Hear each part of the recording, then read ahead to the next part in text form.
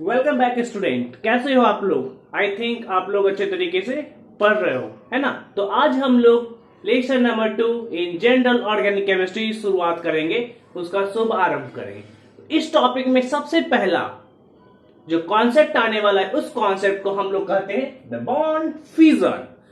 Fusion और fusion का concept हमने पिछले लेक्चर्स में भी आपको बताया। फ्यूजन कहने का मतलब एक कॉम्प्लेक्स मॉलिक्यूल छोटे छोटे टुकड़े में टूटेगा। एक बॉन्ड जो पहले से बना हुआ है वो बॉन्ड स्प्लिट करेगा, टूटेगा। और फ्यूजन मतलब दो छोटे छोटे कंपोनेंट्स मिलके एक बड़े मॉलिक्यूल्स का सिंथेसिस करेंगे। जैसे ये दोनों प्रोसेस जहां पे होती है वो प्रोसेस है सोलर फिल्म, मतलब सूर्य में जो हाइड्रोजन हाइड्रोजन मिलके हीलियम बनाते हैं, ये हो गया फ्यूजन प्रोसेस। और हीलियम स्प्लिट होके हाइड्रोजन हाइड्रोजन बनाते हैं, उसे कहते हैं फ्यूजन प्रोसेस। तो यहां पे क्या होगा? Bond fusion. बॉन्ड फ्यूजन करने का मतलब बॉन्ड का टूटना। एक पहले से जो बना हुआ बॉन्ड है वो टूटेगा। तो क्या है? Bond fusion is the process, ये एक प्रोसेस है of breaking of covalent bond. खास करके कौन सा बॉन्ड? आयोनिक बॉन्ड नहीं होगा, इलेक्ट्रोवैलेंट बॉन्ड नहीं होगा, है ना? तो आयोनिक और इलेक्ट्रोवैलेंट एक ही बॉन्ड को बोलते हैं। यहां पे किस बॉन्ड के बात होगी? तो कोवैलेंट बॉन्ड। और कोवैलेंट बॉन्ड कितने प्रकार के होते हैं? तो नॉर्मली 3 प्रकार के, सिंगल बॉन्ड, डबल बॉन्ड और ट्रिपल बॉन्ड। और इसके अलावा और कौन से बॉन्ड्स होते हैं? तो इसमें कोऑर्डिनेट बॉन्ड, सिंगलेट बॉन्ड। तो सारे बॉन्ड्स के बारे में धीरे धीरे यहाँ पे जानने की कोशिश करेंगे। तो इसमें देखते हैं the process of breaking of covalent bonds, either single bond या फिर डबल बॉन्ड या फिर ट्रिपल बॉन्ड। इसमें सिंगल बॉन्ड में एक सिग्मा, इसमें एक सिग्मा एक पाई, है ना? इसमें एक सिग्मा 2 पाई। तो ऐसा आप लोग को बताया गया था कि कितने बॉन्ड होते हैं, किस टाइप के बॉन्ड होते हैं। तो यहाँ पे इस बॉन्ड को तोड़ेंगे in the presence of some reagents हो सकते हैं, कुछ कैटलिस्ट हो सकते हैं, है ना? कुछ एनर्जी फॉर्मेट में हो सकते हैं। तो any kinds of agent, either it may be the physical, chemical और बायोलॉजिकल एजेंट्स। तो it is of 2 types. Total कितने टाइप के फ्यूजन होते हैं? तो एक है होमोलाइटिक फ्यूजन और दूसरा हेट्रोलाइटिक फ्यूजन। होमोलाइटिक मतलब सेम मतलब दो दोस्त है, एक राम दूसरा श्याम, बोथ आर बॉयज। तो दोनों के बीच में जो दोस्ती है, इस दोस्ती को तोड़ दिया जाए तो ये क्या कहेगा? सेम टाइप, तो होमोटाइपिक हो गया, है ना? या फिर अब एक बॉन्डिंग ऐसा भी होता है, एक बॉयफ्रेंड एक गर्लफ्रेंड, है ना? एक लड़का दोस्त एक लड़की दोस्त। तो ये दोनों के बीच का बॉन्डिंग टूट जाए तो ये हेट्रोलाइटिक हो गया। तो ऐसे टाइप के बॉन्ड को होमोटाइपिक और दूसरे टाइप को हेट्रोटाइपिक फ्यूजन के अंदर कंसीडर किया जाता है। होमोलाइटिक या फिर हेट्रोलाइटिक। लड़का लड़का दोस्त है तो होमोलाइटिक, लड़की लड़की दोस्त है तो होमोलाइटिक, लड़का लड़की दोस्त है तो यहाँ पे कौन सा बॉन्ड बन गया? That is second type called heterolytic. चलिए ऐसा एक एग्जाम्पल मान लीजिए आपका पेट है, मतलब आपका डॉग है, कैट है, जो घर में आप पालते हो, डोमेस्टिक एनिमल्स। तो आपका पेट है और पेट के साथ जो आपका लगाव है, और ये लगाव अगर तीसरे पेट्स के आने के पास, मान लीजिए आपके पास एक पोमेलियन ब्रीड का डॉग है और उससे आपको बड़ा दोस्ती है, बड़ा लगाव है, तो उसमें और आप में जो लगाव है ये कौन सा बॉन्ड के अंदर आएगा? होमोटाइपिक और होमोलाइटिक फ्यूजन में आएगा या फिर हेट्रोलाइटिक फ्यूजन में आएगा? अगर तीसरा कोई पुवेलियन के जगह लैब्राडोग आ जाए, समवन लव्स, या फिर एक दूसरा ब्रीड आ जाए, जर्मन आ जाए, जर्मन शेफर्ड्स, या फिर बुलडॉग आ जाए, तो आपको ये पुवेलियन जो पहले आपके पास था इसको छोड़ के आप दूसरी प्रजाति से दोस्ती करने लगे। तो यहाँ पे जो आप में और पुवेलियन में ब्रेक हुआ है ना, ब्रेकअप जो हुआ, तो यहाँ पे कौन सा बॉन्ड हुआ? तो ये होमोलाइटिक है या हेट्रोलाइटिक? तो यहाँ पे क्या बोला जाएगा? दैट इज, क्योंकि अलग अलग है, एक आप हो दैट इज ह्यूमन और वो जानवर है दैट इज अदर स्पीसीज। तो ये आ गया टाइप 2 में, जिसे कहेंगे हेट्रोलाइटिक फ्यूजन। ओके, तो यहाँ पे भी ऐसे कुछ कॉन्सेप्ट हम पढ़ने वाले। दो मेटल के बीच में, मान लीजिए एलिमेंट्स है, एलिमेंट्स के यूनिट एटम्स है, तो सेम टाइप ऑफ एटम्स के बीच का बॉन्ड जो टूटेगा उसे कहेंगे होमो वाला में, और डिफरेंट टाइप्स में जो टूटेगा उसे बोलेंगे हेट्रो वाला में। ओके, होमोलाइटिक फ्यूजन और होमोलाइसिस। ये होमोलाइटिक फ्यूजन को हम दूसरे टर्म होमोलाइसिस से भी इंडिकेट करते हैं। होमो मतलब सेम टाइप और लाइटिक मतलब एक केमिकल जिसको स्प्लिट किया जा रहा है ना। तो लाइसिस मतलब ब्रेकडाउन या लाइटिंग मतलब ब्रेकडाउन, डिसॉल्व करना, तोड़ना, है ना। किसी को आप तोड़ रहे हो तो you can use the term lytic और लाइसिस।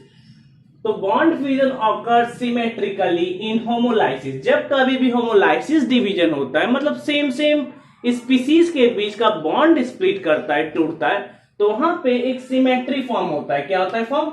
सिमेट्रिकल, मतलब दोनों तरफ का स्ट्रक्चर सिमिलर होगा, एक दूसरे का जस्ट फोटोकॉपी होगा, दैट इज द जेरॉक्स, है ना। तो जैसे कि यहाँ पे, और finally as a result free radicals are form. एक ऐसा स्ट्रक्चर बनेगा जिसे हम फ्री रेडिकल के नाम जाते हैं। यहाँ पे आपको पता ही नहीं चलेगा कार्बोकेटाइन कौन है, कार्बोएनाइन कौन है। तो आपसे पूछा जाएगा कार्बोकेटाइन और कार्बोएनाइन क्या होमोलाइसिस फ्यूजन में होते हैं? तो आंसर आपको क्या होगा? नहीं, बिल्कुल नहीं होते। यहाँ पे फ्री रेडिकल्स का फॉर्मेशन होता है, क्योंकि कार्बोकेटाइन और कार्बोएनाइन में प्लस या माइनस चार्ज का डिफरेंसेस आता है। यहाँ पे आपको पता नहीं चलेगा प्लस कौन है माइनस कौन है, क्योंकि सेम स्पीसीज है ना, तो आपको पता नहीं चलेगा। तो एग्जांपल के तौर पे देखते हैं, मान लेते हैं एक एटम ये ए है, ये दूसरे एटम से एसोसिएटेड है, और यहाँ पे होमोलाइसिस फ्यूजन हो रहा है। तो यहाँ पे चार्ज क्या जनरेट करेगा? पावर नॉट, मतलब ए पर पावर 0 डालेंगे, है ना। That is called free radical structure. दूसरा एग्जांपल भी क्लोरीन, जैसे कि क्लोरीन Cl2 लिखाता है ना। Cl2 को आप ऐसे लिख सकते हो Cl बॉन्ड Cl भी।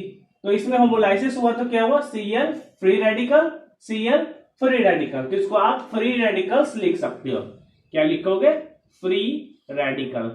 इसका मतलब है ये किसी भी दूसरे स्पीसीज के साथ जाके अपने आप को बॉन्ड सिंथेसिस करेगा, और बॉन्ड सिंथेसिस करेगा क्यों? क्योंकि इसको स्टेबल होना है नेचर में, इसको स्टेबिलिटी चाहिए, है ना। तीसरा एग्जांपल CH3, इसमें भी ये C2H6 का होमोलाइसिस हुआ और ये फ्री रेडिकल का फॉर्मेशन यहाँ पे देखने को हमें मिलता है। More energy is needed for homolysis than for heterolysis. अगर सेम एटम के बीच का बॉन्ड तोड़ना है तो इसमें ज्यादा एनर्जी लगता है। मतलब दो लड़के दोस्त श्याम और राम, तो इसके बीच की दोस्ती तोड़ना थोड़ा टफ होता है, जबकि एक मेल और फीमेल आपस में दोस्ती है तो वहां पे शंकाएं पैदा करना, आप जनरली देखे होंगे सोशल नॉलेज में, या फिर आप अगल बगल के रिलेटिव्स या पड़ोसी में, कि एक मेल फीमेल है तो वहां पे शंका ज्यादा जल्दी पैदा हो जाता है, बशर्ते कि दो दोस्त एक जेंडर के हों, वहां पे थोड़ा टफ होता है। तो सेम एटम है तो वहां पे एनर्जी ज्यादा लगता है, बशर्ते कि अलग अलग स्पीसीज है। जैसे कि NaCl वाला केस में एक Na है दूसरा Cl, तो यहाँ पे तोड़ना बॉन्ड को थोड़ा आसान होगा, बशर्ते कि क्लोरीन आपस में जुटा हुआ है, हाइड्रोजन जुटा हुआ है, क्योंकि दोनों के पास बराबर इक्विवेलेंट एनर्जी है। जबकि डिफरेंट स्पीसीज होने के बाद एक के पास ज्यादा एनर्जी, एक के पास कम एनर्जी। जहां कहीं भी आपको अलग अलग स्पीसीज देखे वहां पे बॉन्ड तोड़ना और भी आसान है, बशर्ते कि सेम स्पीसीज। तो more energy is needed for homolysis than for heterolysis. आगे फोटोक्लोरिनेशन ऑफ मीथेन। फोटोक्लोरिनेशन का मतलब है क्लोरीन का एडिंग करना इन द प्रेजेंस ऑफ लाइट। किसमें? मीथेन में। मीथेन का फॉर्मूला जैसे फॉर एग्जांपल होता है CH4 प्लस Cl2 करिए, और इसके ऊपर लाइट का इस्तेमाल करते हैं H म्यू, है ना। तो यहां पे क्या होगा? पहले इसको आपस में रिएक्शन करेंगे तो क्या बनेगा? CH3Cl प्लस HCl, यही बनेगा। तो CH4 में क्या हुआ? पहले एक हाइड्रोजन स्प्लिट किया और यहां क्या बना? CH3 फ्री रेडिकल और H फ्री रेडिकल, है ना। उसके बाद क्लोरीन में बना तो क्लोरीन फ्री रेडिकल और दूसरा क्लोरीन फ्री रेडिकल। तो CH3 फ्री रेडिकल और क्लोरीन फ्री रेडिकल आपस में मिलके CH3Cl बना, और H फ्री रेडिकल और Cl फ्री रेडिकल आपस में मिलके HCl बना। तो ऐसा कुछ स्ट्रक्चर यहाँ पे देखने को मिला। When homolysis occur in ethane, जैसा कि इथेन वाले केस में इससे पहले एग्जांपल नंबर 3 में देखा था, C2H6 का स्प्लिट किया तो CH3 फ्री रेडिकल का फॉर्मेशन हुआ था। तो क्या आप बता सकते हो CH3 फ्री रेडिकल का क्या है? CH3 फ्री रेडिकल का हाइब्रिडाइजेशन क्या है?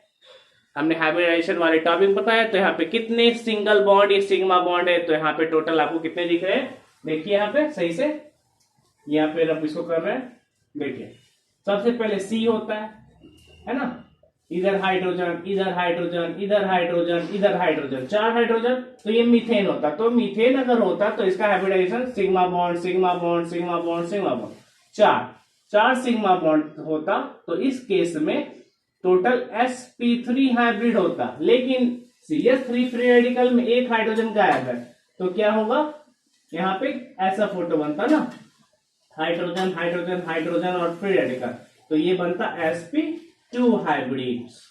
तो इस तरीके से ये CH4 का था, ये CH3 फ्री रेडिकल्स का, ये तो क्या हाइब्रिडाइजेशन है, sp2 हाइब्रिड। तो इस प्रकार आपको पता चल जाएगा कि कितने सिग्मा बॉन्ड है, तो इसका हाइब्रिड sp में है कि sp2 में या sp3 में। हेट्रोलाइटिक फ्यूजन और हेट्रोलाइसिस, ये हेट्रोलाइटिक फ्यूजन में हम देखेंगे कि अलग अलग एटम एक साथ बाइंड कर रहे हैं और इसमें स्प्लिट होगा। किस चीज का स्प्लिट होगा, बॉन्ड का स्प्लिट होगा, क्लीवेज होगा। तो यहाँ पे बॉन्ड फ्यूजन ऑकर एसिमेट्रिकली, मतलब कि यहाँ पे इससे पहले वाले केस में सिमेट्रिकली टूट रहा था, दोनों तरफ एक दूसरे का जस्ट फोटोकॉपी लग रहा था, लेकिन यहाँ पे नहीं, यहाँ पे फ्री रेडिकल नहीं बन के यहाँ पे कार्बोकेटाइन और कार्बो एनाइन वाले स्ट्रक्चर बनेंगे, है ना, एक प्लस वाला दूसरा माइनस वाला। तो इस केस में क्या होगा, the cleavage of bond is easier if electronegativity difference between the atoms is greater. मतलब जितना ज्यादा इलेक्ट्रोनेगेटिव एटम होंगे, मतलब हो सकता है एक ग्रुप 1 वाले, एक ग्रुप 17 वाले, जैसे NaCl, दूसरा KCl, है ना, एक MgCl और MgCl2 वाला। तो जितना ज्यादा इलेक्ट्रोनेगेटिविटी डिफरेंस दो एटम्स के बीच में, दो स्पीसीज के बीच में, उतना ही आसानी से ये बॉन्ड टूटेगा, जबकि जितना कम उतना ज्यादा टफ हो जाएगा। तो एग्जांपल के तौर पे देखते हैं CH3 बॉन्ड X, X मतलब हाइड्रोजन ग्रुप से, ये कौन सा ग्रुप से, दिस इज हाइड्रोजन ग्रुप्स, मतलब ग्रुप नंबर 17, जिसमें फ्लोरीन क्लोरीन ब्रोमीन आयोडीन। तो यहाँ पे देखते हैं ये नॉन मेटल, ये मेटलिक, तो इसको स्प्लिट करेंगे तो आपको ये स्ट्रक्चर मिलेगा CH3 पे प्लस चार्ज। तो ये देखिए प्लस आने के कारण ये कार्बोकेटाइन वाले स्ट्रक्चर में फॉर्मेशन लिए, तो इसे क्या बोलेंगे, कार्बोकेटाइन। जबकि CH3H मतलब ये एक मीथेन ग्रुप है CH4, तो यहाँ पे हाइड्रोलाइसिस होगा, तो यहाँ पे देखिए H प्लस में जाएगा और ये जो स्ट्रक्चर बना CH3 माइनस, ये बोलेंगे कार्बो एनायन। क्या बोलेंगे, कार्बो एनायन वाले स्ट्रक्चर। तो इस तरीके से यहाँ पे आपको बताया गया कि जब ज्यादा इलेक्ट्रोनेगेटिव रहेगा तो कार्बन प्लस में जाएगा, जब कम इलेक्ट्रोनेगेटिव रहेगा तो कार्बन माइनस में जाएगा। तो ये कार्बोकेटायन और कार्बो एनायन का यहाँ पे फॉर्मेशन हुआ, this is cation and called carbocation and this is anion called carboanion। तो इस प्रकार से दो अलग अलग स्पीसीज का जन्म हुआ। हाइड्रोलाइटिक में कार्बोकेटाइन कार्बोएनायन और होमोलाइटिक में ओनली फ्री रेडिकल्स का फॉर्मेशन होता है। तो आज के लिए इतना ही रखते हैं, नेक्स्ट वीडियो में हम लोग कवर करेंगे कैसे यही कार्बोकेटाइन और कार्बोएनायन इलेक्ट्रोफाइल्स, न्यूक्लियोफाइल्स और उससे रिलेटेड नए नए एंटिटीज को बर्थ देते हैं। तो जाइए कहीं मत, देखते रहिए हमारे वीडियो और लाइक शेयर एंड सब्सक्राइब करना बिल्कुल ना भूलें।